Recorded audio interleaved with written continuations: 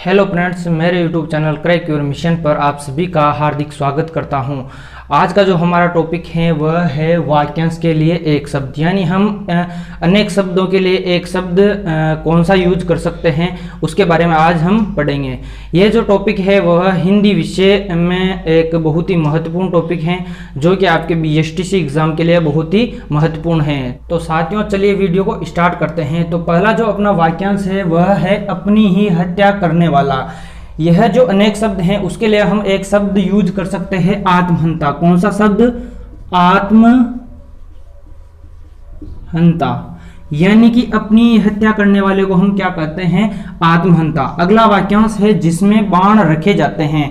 जिसमें बाण रखे जाते हैं उसे हम कहते हैं तर्कस। क्या कहते हैं? तर्कस। ठीक है। अगला वाक्यांश है पैर से लेकर सिर तक। पैर से लेकर सिर तक, उसके लिए हम एक शब्द यूज करेंगे आपाद मस्तक। कौन सा शब्द? आपाद मस्तक। आपाद मस्तक शब्द का अर्थ क्या हो गया? पैर से लेकर सिर तक। ठीक है। अगला वाक्यांश है शत्रु को मारने वाला। शत्रु को मारने वाला जो वाक्यांश है उसके लिए एक शब्द यूज करेंगे शत्रुघ्न। कौन सा शब्द? शत्रुघ्न। अगला वाक्यांश है वह रचना जिसमें गद्य पद्य मिश्रित हो। तो ऐसी रचना को हम कहेंगे चंपू। क्या कहेंगे? चंपू। ठीक है। अगला वाक्यांश है वह जो बाह्य जगत से अनभिज्ञ हो, यानी जिसको बाहरी जो दुनिया है उसका कोई भी नॉलेज नहीं हो, ऐसे व्यक्ति को हम कहेंगे कूप मंडूक। क्या कहेंगे? कूप मंडूक। ठीक है साथियों। अगला जो वाक्यांश है वह स्त्री जिसके पति ने दूसरी शादी कर ली हो। तो ऐसी जो स्त्री होती है उसे हम कहते हैं अद्युडा। क्या कहते हैं? अद्युडा। ठीक है। वाक्यांश है वह है जिस पुरुष की पत्नी मर गई हो, ऐसे पुरुष को हम कहेंगे विदुर। क्या कहेंगे? विदुर। ठीक है। और ऐसी स्त्री जिसका जो पति है वह मर गया हो तो उसे हम कहते हैं विधवा। और ऐसी स्त्री जिसका पति जीवित हो, ऐसी स्त्री को हम कहते हैं सधवा। यानी कि जो विधवा है उसका विलोम शब्द क्या हो जाएगा? सधवा हो जाएगा। ठीक है। अगला वाक्यांश है किसी के पास रखी हुई दूसरे की वस्तु। तो उसके लिए हम एक शब्द यूज करेंगे थाती। क्या करेंगे? थाती। ठीक है। अगला जो हमारा वाक्यांश है वह है जो ऊपर से मिलाया गया हो, उसे हम कहते हैं प्रक्षिप्त। क्या कहते हैं? प्रक्षिप्त। ठीक है। अगला वाक्यांश है दो बार जन्म लेने वाला। दो बार जो जन्म लेता है उसे हम कहते हैं द्विज। क्या कहते हैं? द्विज। द्विज जो शब्द है उसमें द्वि का मतलब हो गया दो और ज का मतलब हो गया जन्म लेने वाला, यानी दो बार जन्म लेने वाले को क्या कहते हैं? द्विज कहते हैं। अगला वाक्यांश है जो युद्ध में स्थिर रहता हो। जो युद्ध में स्थिर रहता हो उसे हम कहते हैं युधिष्ठिर। क्या कहते हैं? युधिष्ठिर। ठीक है। जो युद्ध में स्थिर रहता हो उसे हम युधिष्ठिर कहते हैं। अगला वाक्यांश है नगर में रहने वाला। नगर में रहने वाला जो होता है उसे हम कहते हैं नागर। क्या कहते हैं? नागर। ठीक है। अगला वाक्यांश है संध्या और रात्रि के बीच का समय। संध्या और जो रात्रि के बीच का समय होता है उसे हम कहते हैं गोधूली। क्या कहते हैं? गोधूली। ठीक है। अगला है जिसका जन्म पहले हुआ हो, ऐसे व्यक्ति को हम कहते हैं अग्रज। क्या कहते हैं? अग्रज। ठीक है। अग्रज जो शब्द है उसमें अग्र का मतलब होता है पहले और ज का मतलब होता है जन्म, यानी आगे जन्म लेने वाला। ठीक है। अगला है जिसका जन्म बाद में हुआ हो, तो उसको हम एक शब्द में कहेंगे अनुज। अनुज जो शब्द है उसमें अनु का अर्थ होता है बाद में और ज का अर्थ होता है जन्म लेने वाला, यानी बाद में जन्म लेने वाला। तो यहाँ पे आप एक चीज भी नोटिस कर सकते हो कि अग्रज जो शब्द है उसका विलोम क्या होता है? अनुज। यानी एक तो क्या होता है? एक व्यक्ति जिसका जन्म पहले हुआ हो और एक व्यक्ति जिसका जन्म बाद में हुआ हो, यानी अग्रज और अनुज। ठीक है। अगला है जंगल में लगने वाली आग। जंगल में लगने वाली आग को हम क्या कहते हैं? दावानल। क्या कहते हैं? दावानल। ठीक है। अगला वाक्यांश है समुद्र में लगने वाली आग। जो समुद्र में लगने वाली वह आग होती है उसे हम कहते हैं बड़वाग्नि। क्या कहते हैं? बड़वाग्नि। अगला वाक्यांश है मरने की इच्छा। तो इसे हम कहेंगे मुमूर्षा। क्या कहेंगे? मुमूर्षा। ठीक है। अगला वाक्यांश है मरने की इच्छा रखने वाला। तो मरने की जो इच्छा रखता है उसे हम कहते हैं मुमूर्षु। क्या कहते हैं? मुमूर्षु। ठीक है। अगला है मोक्ष प्राप्त करने की इच्छा। मोक्ष प्राप्त करने की इच्छा को हम कहते हैं मुमुक्षा। क्या कहते हैं? मुमुक्षा। ठीक है। अगला वाक्यांश है मोक्ष प्राप्त करने की इच्छा रखने वाला। तो जो मोक्ष प्राप्त करने की इच्छा रखने वाला जो व्यक्ति होता है उसे हम कहते हैं मुमुक्षु। क्या कहते हैं? मुमुक्षु। अगला वाक्यांश है जीवन जीने की इच्छा। जीवन जीने की जो इच्छा होती है उसे हम कहते हैं जिजीविषा। क्या कहते हैं? जिजीविषा। ठीक है। अगला वाक्यांश है जीवन जीने की इच्छा रखने वाला। जो जीवन जीने की इच्छा रखता है उसे हम कहते हैं जिजीविषु। क्या कहते हैं? जिजीविषु। ठीक है। जो आपका मुमूर्षा शब्द है, मुमूर्ष शब्द है, जिजीविषा शब्द है, यह आपके वाक्य ये जो शब्द शुद्धि है उसमें भी यह पूछे जाते हैं। अगला वाक्यांश है जो अधिक बोलता हो। जो अधिक बोलता है उसे हम कहते हैं वाचाल। क्या कहते हैं? वाचाल। अगला जो वाक्यांश है वह है जिसकी पहले आशा न की गई हो। तो उसे एक शब्द में कहेंगे अप्रत्याशित। क्या कहेंगे? अप्रत्याशित। जिसकी पहले आशा न की गई हो। अगला जो अपना वाक्यांश है वह है मछली मारकर आजीविका चलाने वाला। ऐसे व्यक्ति को हम कहते हैं धीवर। क्या कहते हैं? धीवर। जो मछली मार करके अपनी आजीविका चलाता है। अगला है इंद्रियों को भ्रमित करने वाला। इंद्रियों को जो भ्रमित करता है, ऐसी जो चीज होती है उसके लिए हम एक शब्द यूज करेंगे ऐन्द्रजालिक। कौन सा शब्द यूज करेंगे? ऐन्द्रजालिक। जो इंद्रियों को भ्रमित करता हो। ठीक है। अगला है आवश्यकता से अधिक धन एकत्र न करना। उसके लिए हम एक शब्द यूज करेंगे अपरिग्रह। उसको हम क्या कहते हैं? अपरिग्रह। ठीक है। अगला है शीघ्र प्रसन्न होने वाला। शीघ्र जो प्रसन्न होने वाला होता है उसे हम कहते हैं आशुतोष। क्या कहते हैं? आशुतोष। और जो आशुतोष शब्द है वह भगवान जो शिव जी हैं उनका भी पर्यायवाची है। तो आशुतोष आप भगवान शिव जी हैं उनके पर्यायवाची के रूप में भी याद कर सकते हो। अगला है फेंक कर चलाया जाने वाला हथियार। तो फेंक कर जो हथियार चलाते हैं उसे हम कहते हैं अस्त्र। क्या कहते हैं? अस्त्र। ठीक है। अगला वाक्यांश है हाथ में पकड़कर चलाया जाने वाला हथियार।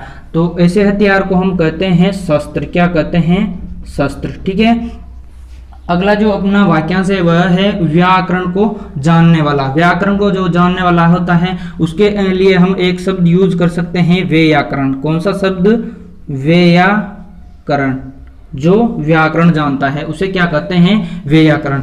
जो ईश्वर में विश्वास रखता है ऐसे व्यक्ति को हम क्या कहेंगे? आस्तिक। क्या कहेंगे? आस्तिक। ठीक है। जो ईश्वर में विश्वास रखता है। अगला है जो ईश्वर में विश्वास नहीं रखता हो ऐसे को हम क्या कहेंगे? नास्तिक। जो ईश्वर में विश्वास नहीं करता हो उसे हम कहते हैं नास्तिक। है जिसे जाना न जा सके उसे हम कहते हैं अज्ञेय। क्या कहते हैं? अज्ञेय। यानी जिसे जाना न जा सके। सूर्य के अस्त होने का समय इसे हम कहते हैं प्रदोष। क्या कहते हैं? प्रदोष। ठीक है। अगला वाक्यांश है माता पिता का संतान के प्रति प्रेम। तो उसे हम कहते हैं वात्सल्य। क्या कहते हैं? वात्सल्य। ठीक है। अगला अपना वाक्यांश है जो कुछ नहीं जानता हो। जो कुछ नहीं जानता हो उसे हम कहते हैं अज्ञेय। क्या कहते हैं? अज्ञेय। अ का मतलब नहीं और ज्ञेय का मतलब जानना। यानी जो कुछ भी नहीं जानता हो उसे हम क्या कहते हैं? अज्ञेय। अगला है युद्ध करने की इच्छा। युद्ध करने की जो इच्छा है उसे हम एक शब्द में कहेंगे युयुत्सा। क्या कहेंगे? युयुत्सा। ठीक है। अगला वाक्यांश है युद्ध करने की इच्छा रखने वाला। जो युद्ध करने की इच्छा रखने वाला होता है उसे हम कहते हैं युयुत्सु। क्या कहते हैं? युयुत्सु। ठीक है। अगला वाक्यांश है जो सदैव दूसरों में कमियां ढूंढता है उसे हम कहते हैं छिद्रान्वेषी। क्या कहते हैं? छिद्रान्वेषी। ठीक है। छिद्रान्वेषी। जो सदैव दूसरों में कमियां ढूंढता रहता है उसे हम कहते हैं छिद्रान्वेषी। अगला है मानसिक भाव छिपाना। मानसिक भाव छिपाना इसे हम कहते हैं औहित्य। क्या कहते हैं? अवहिता। ठीक है, अगला वाक्यांश है जो किए गए उपकार को मानता हो। जो किए गए उपकार को मानता हो उसे हम कहते हैं कृतज्ञ। क्या कहते हैं? कृतज्ञ। अगला है जो किए गए उपकार को नहीं मानता हो तो उसे हम कहते हैं कृतघ्न। क्या कहते हैं? कृतघ्न। कृतज्ञ का मतलब क्या होगा? जो उपकार को मानता हो, और जो उपकार को नहीं मानता हो उसे क्या कहते हैं? कृतज्ञ, कृतघ्न। ठीक है, यानी कृतज्ञ जो शब्द है उसका विलोम क्या हो जाएगा? कृतघ्न। कृतज्ञ का मतलब क्या हो गया? जो उपकार को मानता हो, और जो उपकार को नहीं मानता हो उसे कहते हैं कृतघ्न। क्या कहते हैं? कृतघ्न। साथियों है सेना का सबसे आगे का भाग। जो सेना का सबसे आगे का भाग होता है उसे हम कहते हैं हरावल। क्या कहते हैं? हरावल। हरावल सेना का सबसे आगे का भाग होता है। अगला है जो एक ही स्थान पर रहता हो। इसके लिए हम एक शब्द यूज करेंगे स्थावर। क्या शब्द यूज करेंगे? स्थावर। जो एक ही स्थान पर रहता हो। अगला जो वाक्यांश है वह है जिसकी ग्रीवा सुंदर हो। ग्रीवा का मतलब होता है गर्दन, यानी जिसकी गर्दन सुंदर हो उसे हम कहते हैं सुग्रीव। क्या कहते हैं? सुग्रीव। ठीक है, अगला वाक्यांश है हवन से संबंधित सामग्री। हवन से संबंधित जो सामग्री होती हैं उसे हम कहते हैं हवि। क्या कहते हैं? हवि। ठीक है, अगला है नाटक के पर्दे के पीछे का स्थान। जो नाटक जहाँ पे किए जाते हैं उस वहाँ पे जो पर्दा होता है उसके पीछे का जो स्थान है उसे हम कहते हैं नेपथ्य। क्या कहते हैं? नेपथ्य। ठीक है, अगला है हाथ से लिखी गई पुस्तक। ऐसी पुस्तक जो हाथ से लिखी गई हो उसे हम कहते हैं पांडुलिपि। क्या कहते हैं? पांडुलिपि। ठीक है, हाथ से लिखी गई पुस्तक पांडुलिपि। अगला है औषधियों का जानकार। जो औषधियों का जानकार होता है उसे हम कहते हैं भेषज। क्या कहते हैं? भेषज। ठीक है, भेषज। अगला है प्रातःकाल गाया जाने वाला गीत। जो प्रातःकाल गीत गाया जाता है उसे हम कहते हैं भैरवी। क्या कहा जाता है? भैरवी। ठीक है, अगला है यज्ञों की रक्षा करने वाला। जो यज्ञों की रक्षा करता है उसे हम कहते हैं मखत्राता। क्या कहते हैं? मखत्राता। ठीक है, यहाँ से वह कन्या जिसके विवाह का वचन दे दिया हो। ऐसी जो कन्या होती हैं उसे हम कहते हैं वाग्दत्ता। क्या कहते हैं? वाग्दत्ता। ठीक है, अगला वाक्यांश है जो सब कुछ जानता है उसे कहते हैं सर्वज्ञ। क्या कहते हैं? सर्वज्ञ। सर्व का मतलब होता है सब कुछ, और ज्ञ का मतलब होता है जानना, यानी जो सब कुछ जानता है उसे क्या कहते हैं? सर्वज्ञ। अगला है लंबे बिखरे बालों वाला। उसे हम कहते हैं झबरा। क्या कहते हैं? झबरा। झबरा। ठीक है, अगला है जहां पर सिक्कों की ढलाई होती है। जहां पर सिक्कों की ढलाई होती है उसे हम कहते हैं टकसाल। क्या कहते हैं? टकसाल। यानी कि टकसाल में क्या होता है? सिक्कों की ढलाई होती है। अगला जो अपना वाक्यांश है वह है अर्धरात्रि का समय। अर्धरात्रि का जो समय होता है उसे हम कहते हैं निशीथ। क्या कहते हैं? निशीथ। ठीक है, अगला वाक्यांश है वह महल जहां रानियां निवास करती हैं। ऐसा जो महल होता है उसे हम कहते हैं अंतःपुर। क्या कहते हैं? अंतःपुर, जहां पर रानियां निवास करती हैं। जिस वस्त्र को पहना न गया हो, यानी कि जिस वस्त्र को पहले कभी न पहना गया हो उस वस्त्र को हम कहते हैं अपहृत। क्या कहते हैं? अपहृत। अगला है जो अच्छे कुल में जन्मा हो। तो अच्छे कुल में जो जन्मता है उसे हम कहते हैं कुलीन। क्या कहते हैं? कुलीन, जो अच्छे कुल में जन्मा हो। अगला है अपने काम के बारे में निश्चय नहीं कर सकने वाला। तो ऐसे व्यक्ति को हम कहते हैं किम कर्तव्य विमूढ़। क्या कहते हैं? किम कर्तव्य विमूढ़। ठीक है, किम कर्तव्य विमूढ़।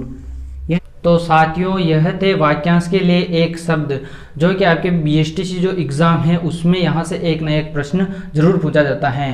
तो आशा करता हूँ साथियों कि यह वीडियो आपको बहुत ही पसंद आया होगा और आपको कुछ ना कुछ इससे सीखने को मिला होगा। तो आगे भी मैं ऐसी ही क्लासें आपके लिए लाता रहूँगा, तो इसलिए आप हमारे चैनल को सब्सक्राइब कीजिए और पास ही के जो बेल आइकन है उसको भी दबाइएगा, ताकि जैसे ही मैं कोई नया वीडियो अपलोड करूँ तो सबसे पहले आपके पास नोटिफिकेशन पहुँच जाए।